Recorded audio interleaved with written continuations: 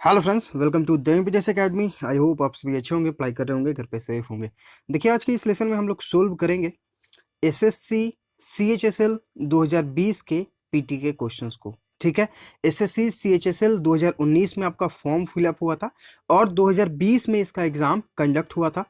17 मार्च, 18 मार्च, 19 मार्च। ठीक है। इसके बाद जो है क्या हुआ, कोविड की वजह से सारे एग्जाम्स को पोस्टपोन कर दिया गया था। तो इसके बाद जो आपका एग्जाम कंडक्ट हुआ वो हुआ आपका अक्टूबर मंथ में। ठीक है।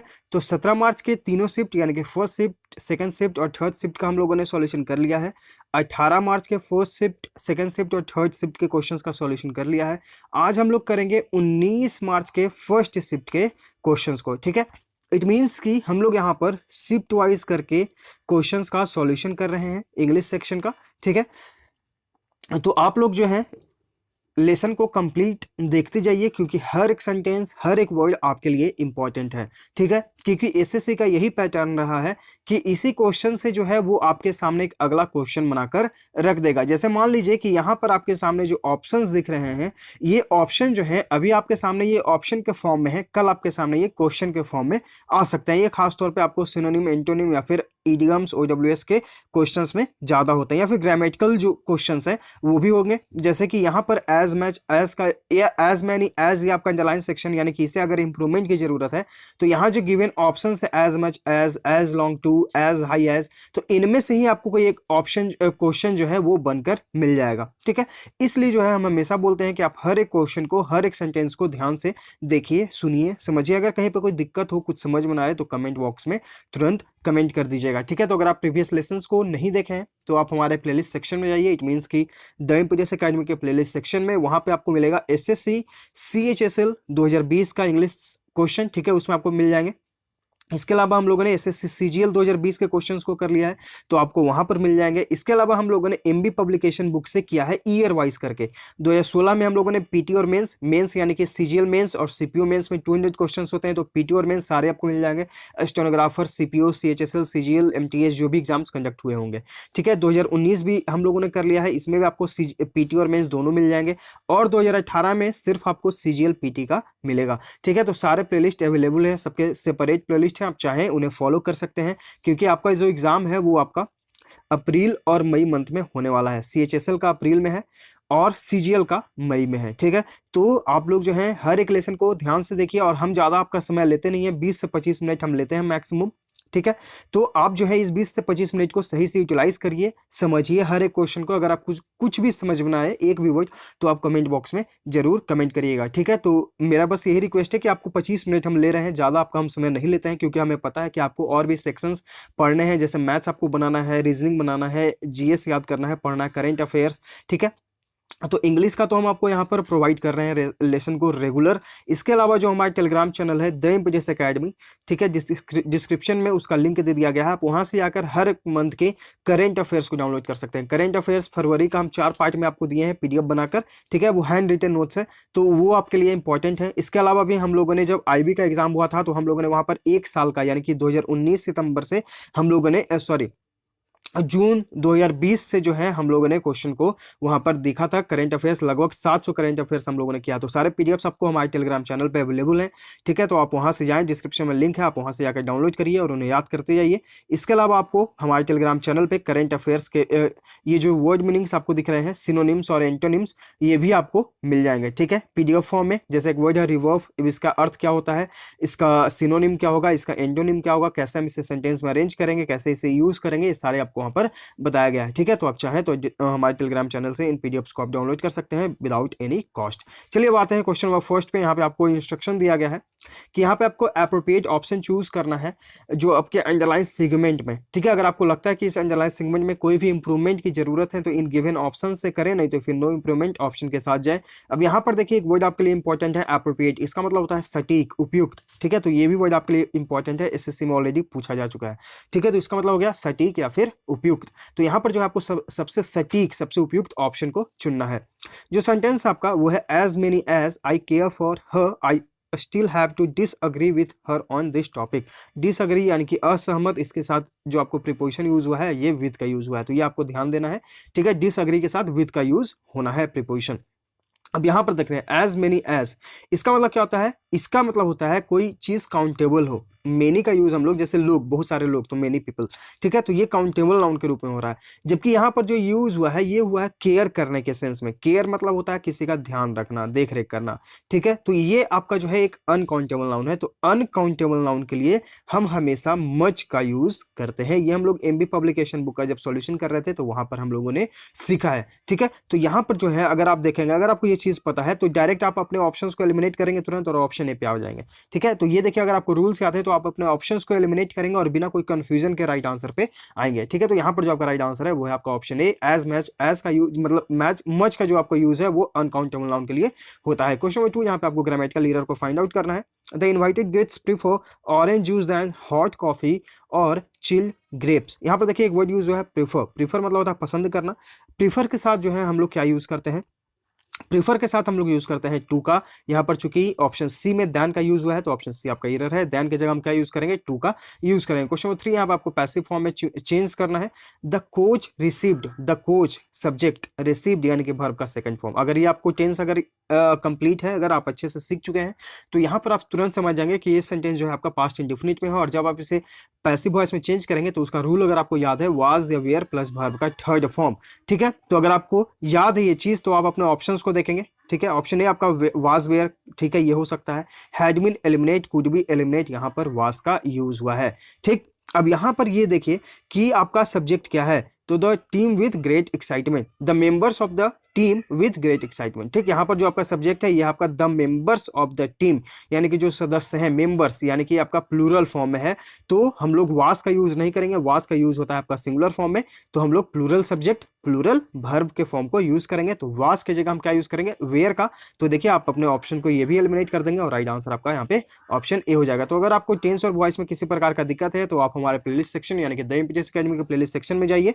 उसमें आपको मिलेगा एक प्लेलिस्ट एसएससी 45 डिस्प्लेज, इसमें आपको टेंस और वॉइस साथ साथ में सिखाए गए हैं, ठीक है। या फिर डिस्क्रिप्शन बॉक्स में भी आपको उसका लिंक मिल जाएगा। क्वेश्चन नंबर 4, यहाँ पे आपको जंबल सेंटेंस दिए गए हैं 4, उसे आपको अरेंज करना है। इसके लिए हम लोगों ने क्या सीखा है, चारों सेंटेंसेस को पढ़ेंगे, इसमें से एक सब्जेक्ट को चूज करेंगे क्योंकि हमारा सबसे काम होता है सब्जेक्ट को चूज करना। आखिर बात किस पे हो रहा है, अगर आपको ये पता चल जाएगा कि बात इस पे हो रहा है तो आप उसे जो है कनेक्ट कर लेंगे। जैसा कि हम लोग यहाँ पे पढ़ेंगे तो यहाँ पे बात हो रहा होगा, एक व्यक्ति है अनूश जो कि बहुत ही डरा हुआ था, जो कि जो जंगली कुत्ते होते हैं, ठीक है, उनसे जो है अनूज बहुत ही डरता था, ठीक। अगर आप इस चीज को समझ रहे हैं तो आप अपने सेंटेंस को ए से शुरू करेंगे, ठीक। उसके बाद जो है यहाँ पे क्या होगा कि वन इवनिंग यानी कि एक शाम जो है, uh when a street dog walked at him, जब एक गली का कुत्ता जो है उस पर भौंका, Anuj turned and started running, तो अनुज ने जो है वो घूमा और वो दौड़ना शुरू कर दिया, ठीक है। द डॉग रैन आफ्टर, अब वो भाग रहा है तो कुत्ता भी उसके पीछे भागा, ठीक है। एंड वार्किंग लाउडली एंड फेयरसली, और कुत्ता जो है उस पर बहुत जोर जोर से भौंकने लगा, यानी कि ए सी डी। और उसके बाद जो है Anuj mother saw the dog chasing her son, और अनुज की जो माँ है उस कुत्ते को उसे पीछा करते हुए उन्होंने देखा। तो ए सी डी बी आपका यहाँ पर हो जाएगा अरेंज। तो ए सी टी बी, यहाँ पर देखिए आपका ऑप्शन डी जो है यहाँ पे राइट आंसर हो जाएगा। तो अगर आपको हर एक वर्ड का, अब इसे आप कैसे कनेक्ट कर पाएंगे, एक तो है कि आप इस पर ज्यादा से ज्यादा प्रैक्टिस करेंगे, और दूसरा ये कि आपको हर एक वर्ड का अर्थ यहाँ पर समझना होगा। जैसे मान लीजिए अनूस, ठीक, अनूस, वाज, था, वेयर, अफ्रेड यानी कि बहुत डरा हुआ, ऑफ स्ट्रे डॉग्स यानी कि अनुज जो है वो स्ट्रे डॉग से बहुत ही ज्यादा डरता था। अगर आपको ये पता है, इसी तरह से अगर आप चारों सेंटेंसेस का अर्थ अगर समझेंगे और उसे कनेक्ट करेंगे तब आप जो है इसे जल्दी से जो है कनेक्ट कर पाएंगे। जैसे क्या होता है कि कभी कभी इसके जैसे कुछ शॉर्टकट भी हैं कि मान लीजिए कि कोई वर्ब है, इसके बाद हम क्या यूज कर सकते हैं, कोई सेंटेंस यहाँ पर इंड हुआ और इसके बाद कोई प्रीपोजिशन यूज हो रहा है क्या, तो ये आप कब कर सकते हैं, ये आप चीज को कब समझ सकते हैं, जब आप इस पर ज्यादा से ज्यादा प्रैक्टिस करेंगे। ये एक दिन में होने वाला चीज है नहीं, ठीक है। तो अगर आप सीजीएल में अगर आप प्रिपरेशन कर रहे हैं तो पीटी आपका होने वाला है मई मंथ में, फिर शायद जुलाई अगस्त के आसपास आपका मेंस भी होगा, ठीक है। तो आपके पास अभी लगभग जो है 4 से 5 महीना है मेंस के लिए भी। आप चाहें तो इस पर प्रैक्टिस करिए और ये 20 क्वेश्चन आएंगे आपको मेंस में। हर एक मार्क का हर एक क्वेश्चन आपके लिए इंपॉर्टेंट हो जाता है, इसलिए जो है आप हर एक क्वेश्चन पर ध्यान दीजिए। तो यहाँ पे इसका राइट आंसर है आपका ऑप्शन डी, ठीक है। अगर आपको कुछ भी समझ में आए तो कमेंट बॉक्स में जरूर कमेंट कर दीजिएगा। चलिए आगे पढ़ते हैं। आगे के लिए आपको है कि एक पैसेज दिया गया है उसे आपको फिल करना है, ठीक है। फैमिलीज यानी कि जो परिवार होते हैं, पार्टिकुलरली दोज विद चिल्ड्रन यानी कि जिनमें बच्चे होते हैं, हु हैव द मीन्स और जिनका अर्थ है are opting to relocate from Delhi driven by increasing air pollution. तो वो क्या कर रहे हैं कि दिल्ली से वो लोग जो है जा रहे हैं, रीलोकेट हो रहे हैं, यानी कि स्थानांतरित हो रहे हैं दिल्ली से। क्यों? क्योंकि वहां जो है एयर पॉल्यूशन में बढ़ोतरी हो रही है। ठीक है, क्यों जा रहे हैं आखिर वो छोड़कर? क्योंकि वहां जो है एयर पॉल्यूशन में बढ़ोतरी हो रही है। ठीक है, and its impact on earth. किसका इम्पैक्ट? तो जो एयर पॉल्यूशन है, यानी कि इट्स इम्पैक्ट किसका? इट्स के लिए, इट्स यहाँ पर किसके लिए यूज हुआ है? तो एयर पॉल्यूशन के लिए। तो एयर पॉल्यूशन का जो इम्पैक्ट जो हेल्थ पर पड़ रहा है, इसके वजह से जो है दिल्ली के लोग वहां से रिलोकेट हो रहे हैं, यानी कि स्थानांतरित हो रहे हैं। ठीक है, चलिए आगे पढ़ते हैं। Delhi's air quality index, Delhi का जो एयर क्वालिटी इंडेक्स है, hit a 3 year low this year. यानी कि दिल्ली का जो एयर क्वालिटी इंडेक्स है, had hit a 3 year low this year, यानी कि इस साल जो है अपने 3 साल में सबसे कम जो है एयर क्वालिटी उसका खराब था। पोस्ट दिवाली, यानी कि दिल्ली के पहले, creating a creating a creating a severely, ठीक है, यहाँ पर सिवियरली यहाँ पे हम लोग यूज करेंगे, creating a severely polluted atmosphere. Severely मतलब कि बहुत ही सख्त, बहुत ही कठोर, बहुत ही भयानक। Creating a severely polluted atmosphere, यानी कि हमारे आसपास जो है, मतलब दिल्ली में पोस्ट दिवाली यानी कि दिवाली के बाद जो है वहां पर बहुत ही एटमोस्फेयर जो है वो पॉल्यूटेड हो गया था, यानी कि प्रदूषित हो गया था। Which led to respiratory problems in many. Respiratory यानी कि श्वसन तंत्र से संबंधित जो प्रॉब्लम्स हैं वो बहुत सारे लोगों में होने लगे। Forcing people two week masses, लोगों को ये कहा जाने लगा कि आप मास्सेस को पहनिए, वियर मास्सेस आउटडोर्स, यानी कि आप जब बाहर निकले तो मास्सेस को पहने, install air purifiers at home, और अपने घर पर जो है एयर प्योरीफायर्स को इंस्टॉल कराएं। तो यहाँ पर बेसिकली बात हो रहा है एयर पॉल्यूशन के बारे में, कैसे लोग जो है दिल्ली से रिलोकेट हो रहे हैं, क्योंकि वहाँ जो है एयर पॉल्यूशन की मात्रा में जो है बढ़ोतरी हुई, बहुत ज़्यादा एयर पॉल्यूशन हो रहा है। दिवाली के बाद से जो है और भी एटमॉस्फेयर जो है पॉल्यूटेड हो गया, जो हमारे श्वसन तंत्र को प्रॉब्लम करने लगा बहुत सारे लोगों को, और इसलिए उन्हें कहा जाने लगा कि आप मास्क पहने और अपने घर में एयर प्योरीफायर को इंस्टॉल कराएं। ठीक, क्वेश्चन नंबर 3, यहाँ पे आपको ग्रामेटिकल एरर को फाइंड आउट करना है। Everyone are very well equipped with his own weapons. Everyone के साथ हम हमेशा सिंगुलर फॉर्म के भर को यूज करते हैं। आर की जगह हम क्या यूज करेंगे? इसका यूज करेंगे। आपका ऑप्शन ए में एरर है। यहाँ पर भी देखिए, अगर आप देखेंगे तो हिज का यूज हुआ, यानी कि ये जो है हमेशा सिंगुलर फॉर्म में यूज होता है एवरीवन, और इसके साथ भर भी हम अपने सिंगुलर फॉर्म में ही यूज करते हैं। क्वेश्चन 11, यहाँ पे आपको most appropriate word to fill in the blank चुनना है। The fill in the blank part of this issue is that the investigation officer himself turned out to be the culprit. Turn out यानी कि होना, culprit यानी कि अपराधी, यानी कि इस जो सबसे फनीएस्ट पार्ट था, यानी कि सबसे मजेदार जो पार्ट है, हिस्सा है इस इशू का, कि जो इन्वेस्टिगेशन ऑफिसर था वो खुद जो है अब एक अपराधी निकला। ठीक है, तो इसका जो सबसे मजेदार हिस्सा इस इशू का ये है कि जो छानबीन करने वाला जो ऑफिसर था वही जो है अपराधी निकला। ऑप्शंस अगर हम बाकी देखेंगे तो मेजर यानी कि मुख्य, रियल यानी कि वास्तविक, प्राइमरी यानी कि प्राथमिक, ऑप्शन सी यहाँ पे आपका राइट आंसर है। क्वेश्चन 12 यहाँ पे आपको डब्ल्यूएस का अर्थ बताना है। Things which are the same kind and of same dimension, यानी कि थिंग्स यानी कि चीजें जो हैं वो अपने ही प्रकार के हों। ऑप्शन देखते हैं। होमोजेनियस यानी कि सजातीय, यानी कि एक ही चीज से संबंधित हो, तो यहाँ पे आपका राइट आंसर ऑप्शन ए है। बाकी ऑप्शंस अगर हम देखेंगे तो होमोफाइनी यानी कि एक स्वरता, एक स्वर में, होमोसेक्सुअल यानी कि समलैंगिक, और होमोनिमस यानी कि एक ही नाम को यूज करने वाले। राइट आंसर आपका ऑप्शन है। क्वेश्चन 13, यहाँ पे आपको रॉन्गली स्पेल्ड को चूज करना है। सिमुलेशन, इसका मतलब क्या होता है? पाखंड या फिर बहाना, ये आपका करेक्ट स्पेल्ड है। सिंथेटिक यानी कि कृत्रिम, ये भी आपका करेक्ट स्पेल्ड है। साइमल्टेनियस, साइमल्टेनियस यानी कि ओ यू एस, यहाँ पे ई का यूज जो है सुपरफ्लुअस हुआ है। साइमल्टेनियस मतलब क्या हो गया? समकालिक, यानी कि एक ही समय में। राइट आंसर आपका ऑप्शन सी। स्टाइलिस्टिक यानी कि शैली विज्ञान, राइट आंसर आपका ऑप्शन सी। क्वेश्चन 14, यहाँ पे आपको सिनोनिम यानी कि प्रवाची शब्द बताना है। एडजस्टमेंट का, एडजस्टमेंट मतलब क्या होता है? एडजस्टमेंट मतलब हो गया आपका कि संतुलन बनाकर रखना। ठीक है, ऑप्शंस देखते हैं। कोऑपरेटिंग यानी कि सहयोग करना, बैलेंसिंग यानी कि संतुलन बनाकर रखना, तो ऑप्शन बी आपका राइट आंसर है। कॉम्प्रोमाइजिंग यानी कि समझौता, कोऑर्डिनेटिंग यानी कि समायोजन यानी कि एक साथ काम करना। यहाँ पे एडजस्टमेंट का बात हो रहा है, यानी कि आप जो है एक दूसरे में संतुलन बनाकर रखते हैं। ऑप्शन बी आपका यहाँ पर राइट आंसर है। क्वेश्चन 15, एंटोनिम बताना है आपको, यानी कि विपरीत शब्द। प्लॉजिबल का, प्लॉजिबल का दो अर्थ होता है। एक होता है प्रशंसनीय, ठीक, ज़्यादातर यही वर्ड पूछा जाता है, इसी का अर्थ पूछा जाता है, लेकिन यहाँ पर जो है प्लॉजिबल का एक अर्थ जो अर्थ होता है वो होता है आपका सत्यभाषी, यानी कि जो रियल है। ठीक है, और बाकी अब इसका विपरीत आपका क्या होगा, ऑप्शन देखते हैं। अनलाइकली यानी कि असंभव, यानी कि एक जो है सत्य है और एक जो है असंभव है, यानी कि थोड़ा ये सिमिलर है। राइट आंसर आपका यहाँ पे ऑप्शन ए है। बाकी ऑप्शंस को अगर आप देखेंगे तो फिजिबल यानी कि संभव, ये तो आपका सिनोनिम है, चूंकि हमें बताना है एंटोनिम, इसलिए एलिमिनेट। अनमैनेजेबल यानी कि जिसे आप प्रबंध नहीं कर सकते, अप्रबंधनीय। फैंटास्टिक यानी कि बहुत ही अच्छा, उत्पटांग भी बोल सकते हैं आप। राइट आंसर आपका ऑप्शन है। क्वेश्चन नंबर 16, यहाँ पे आपको एप्रोप्रिएट वर्ड को चूज करना है फिल इन द ब्लैंक करने के लिए। There was a huge fill in the blank in the stomach. Tumour, tumour मतलब क्या होता है, फोड़ा, यानी कि एक पेट में जो है बहुत ही बड़ा फोड़ा हो गया था। राइट आंसर आपका ऑप्शन ए है। बाकी ऑप्शंस को अगर आप देखेंगे तो ट्यूब यानी कि गांठ होना। ट्रेमर, ट्रेमर मतलब क्या हो गया, भूकंप के झटके, कंपन। ट्रेजर, ट्रेजर मतलब क्या हो गया, खजाना। राइट आंसर आपका ऑप्शन है। क्वेश्चन नंबर 17, यहाँ पे आपको इडियम का अर्थ बताना है। Made out of whole cloths, इसका मतलब क्या होता है, that is untrue and grounding no facts, यानी कि कोई ऐसा चीज जो पूरी तरीके से जो है झूठा है, नकली है। ठीक है, ऑप्शंस देखते हैं। इंटायरली फॉल्स एंड फैब्रिकेटेड, यानी कि पूरी तरीके से झूठा और जाली होना। राइट आंसर आपका ऑप्शन ए है। बाकी ऑप्शंस को देखेंगे तो इंटायरली फैब्रिकेटेड थ्रू बिलीवेबल, यानी कि वो चीज़ नकली तो है लेकिन आप उस पर बिलीव कर सकते हैं, ऐसा नहीं है। इंटायरली ट्रू एंड कन्विंसिंग, यानी कि कोई ऐसा चीज जो बहुत ही सत्य है। इंटायरली फॉल्स यानी कि गलत होना। राइट आंसर आपका यहाँ पे ऑप्शन ए है। क्वेश्चन 18, यहाँ पे आपको सिनोनिम बताना है, यानी कि प्रवाची शब्द केरलसम का, इसका मतलब होता है झगड़ालू, शिकायत करने वाला।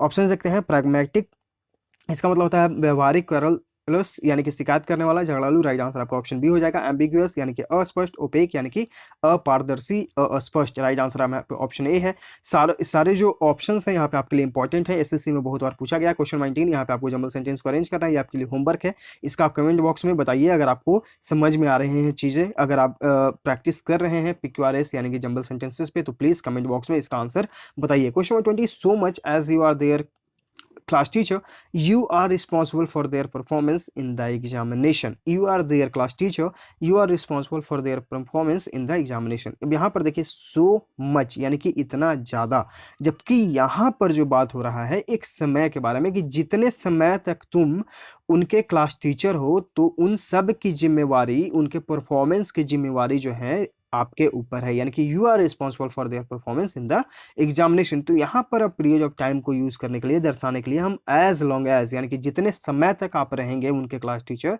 आप रिस्पॉन्सिबल हैं उनके परफॉर्मेंस के लिए एग्जामिनेशन में। तो यहाँ पर जो है ऑप्शन सी राइट आंसर हो जाएगा। देखिए यहाँ पर मैच का यूज, मैच का भी हम लोगों ने सीखा अनकाउंटेबल नाउन में। तो यहाँ पे बात हो रहा है क्लास टीचर के बारे में, जो कि जितने लंबे समय तक रहेंगे एक टीचर, यानी काउंटेबल नाउन यहाँ पे, इसलिए हम एज लॉन्ग एज का यूज करेंगे। यहाँ पर देखिए अगर आपको वो भी फॉर्म याद है तो आप मच को ऐसे भी आप एलिमिनेट कर सकते हैं। क्वेश्चन 21, यहाँ पे आपको एंटोनिम यानी कि विपरीत शब्द बताना है। कैजुअल मतलब कि अचानक से, बिना कोई प्लान के। ठीक है, प्लान यानी कि प्लान किए हुए, यानी कि तैयारी कर कर, तो विपरीत हो जाएगा आपका ऑप्शन है। एक हो गया आकस्मिक, बिना कोई तैयारी का, और एक है प्लान करके।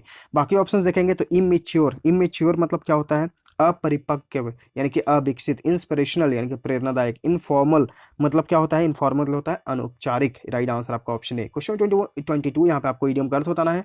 Every cloud has a silver lining, इसका मतलब क्या होता है, निराशापूर्ण स्थिति में भी आशा की किरण ढूंढना। Every cloud has a silver lining मतलब कि निराशापूर्वक स्थिति में भी आप जो है कि आशा की किरण ढूंढते हैं। तो यहाँ पर जो ऑप्शंस देखते हैं, समथिंग इरिटेटिंग यानी कि कोई बहुत ही इरिटेट, परेशान करने वाला। डिसहार्टनिंग यानी कि उदास करने वाला। Something interesting is there in any colourful, interesting यानी कि रुचि वाला। Something promising is there in any difficult situation. तो राइट आंसर आपका यहाँ पर ऑप्शन डी है, यानी कि आप जो है एक डिफिकल्ट सिचुएशन में भी कुछ अच्छा होने की सोच रहे हैं, आपका ऑप्शन डी यहाँ पे राइट आंसर है। क्वेश्चन 23, यहाँ पे आपको डब्ल्यूएस बताना। अ सॉन्ग और music in praise of God, यानी कि भगवान की प्रशंसा में कोई गाना गाना, उसे बोला जाता है हिम्न यानी कि भजन। राइट आंसर आपका यहाँ पे ऑप्शन ए है। इपीक यानी कि महाकाव्य। इलेगी इसका मतलब होता है शोक गीत, यानी कि शोक में गाने वाला गीत। ओडे इसका मतलब क्या होता है, गीति कवि। राइट आंसर आपके यहाँ पे गीति कथा, ठीक है, या फिर गीति काव्य। राइट आंसर आपका ऑप्शन है। क्वेश्चन 24, यहाँ पे आपको डायरेक्ट इनडायरेक्ट स्पीच को चूज करना है। The traveller inquired will there be a shelter for strangers, यहाँ पे इंट्रोगेटिव सेंटेंस, तो इसके लिए हम लोग इफ या वेदर का यूज करते हैं। ठीक, if will there be a shelter for strangers, इस पार्ट को देखेंगे, पास्ट आगे वाले पार्ट भी हम देख लेंगे। तो विल को हम क्या यूज करेंगे, विल की जगह वुड का यूज करेंगे, क्योंकि ये पास्ट में है तो वुड का यूज करेंगे, विल का पास्ट फॉर्म। तो ऑप्शंस अगर हम देखेंगे तो विल वाले ऑप्शन को हम एलिमिनेट कर सकते हैं। ठीक, अब यहाँ पर देखिए ऑप्शन ए और ऑप्शन सी आपके पास रिमेनिंग है। तो यहाँ पर देखिए the traveller inquired if would there, ठीक, इफ देयर वुड, यहाँ पर जो है आपका इफ के बाद तुरंत सब्जेक्ट आया और यहाँ पर जो है इफ के बाद हेल्पिंग वर्ब आया। तो जब भी हम इनडायरेक्ट स्पीच में चेंज करेंगे तो इफ के बाद जो है आपका मतलब जो भी है वो अपने सब्जेक्ट के साथ ही शुरू होता है, ना कि इंट्रोगेटिव फॉर्म में। मीन्स की कोई आप WH फैमिली पहले शुरू करेंगे और उसके बाद सब्जेक्ट, ऐसा नहीं है। सबसे पहले आपको जो है सब्जेक्ट को चूज करना होता है, मतलब सब्जेक्ट के चूज करना है, उसके बाद आपको उसे कनेक्ट करना होता है, यानी कि कंप्लीट करना होता है उस सेंटेंस को। ठीक है, तो यहाँ पर हम जाएंगे ऑप्शन सी के साथ। ऑप्शन ए भी आपका एलिमिनेट हो जाएगा, राइट आंसर आपका यहाँ पर ऑप्शन सी है। तो अगर आपको डायरेक्ट स्पीच, इनडायरेक्ट स्पीच या फिर नारेशन हम लोग जैसे बोलते हैं, अगर आपको दिक्कत है तो आप हमारे टेलीग्राम चैनल को ज्वाइन करिए, डिस्क्रिप्शन में उसका लिंक है, और उसके सर्च आइकन में सर्च करिए नारेशन, ठीक है, NARRATION। तो इस नाम से आपको एक PDF मिलेगा, उस PDF में आपको सारे बेसिक्स बताए गए हैं और हर एक क्वेश्चन आपको फिर बनने लगेगा। ठीक है, क्वेश्चन नंबर 25, यहाँ पे आपको रॉन्गली स्पेल्ड को चूज करना है। मोलेस्टेशन यानी कि छेड़छाड़, ये आपका करेक्ट स्पेल्ड है। कॉम्बिनेशन मतलब क्या हो गया, मेल, ये भी आपका करेक्ट स्पेल्ड है। नेविगेशन, नेविगेशन, GATION, नेविगेशन यानी कि नौचालन या फिर पथ प्रदर्शन भी होता है। राइट आंसर आपका यहाँ पे ऑप्शन सी है। ई की जगह आप ए का यूज करिए। कंडोनेशन, इसका मतलब क्या होता है, इसका मतलब माफी या फिर क्षमा। तो राइट आंसर आपका यहाँ पे ऑप्शन सी है। कंडोनेशन आपके लिए इंपॉर्टेंट वर्ड है, SSC में पूछा भी गया है। राइट आंसर आपका यहाँ पे ऑप्शन सी है। ठीक है, ये आपको इस PDF में जो है आपको आंसर भी मिल जाएंगे। तो अगर आपको इस लेसन का PDF चाहिए तो आप हमारे टेलीग्राम चैनल पर जाइए, आपको वहाँ पर जो है PDF मिल जाएगा। और इस तरह के वर्ड मीनिंग जो है आपको डेली वहाँ पर शेयर किए जा रहे हैं। तो आप चाहें तो आप हमारे टेलीग्राम चैनल को ज्वाइन करके वहाँ से डाउनलोड कर सकते हैं। तो लाइक करिए, ज़्यादा से ज़्यादा लेसन्स को शेयर करिए। अगर आप चैनल पहली बार विजिट कर रहे हैं तो चैनल को सब्सक्राइब भी कर लीजिएगा, ताकि आपके पास नोटिफिकेशन जाता रहे, आप अपडेट होते रहे। हम लोग मिलते हैं आगे के लेसन्स में। Thank you.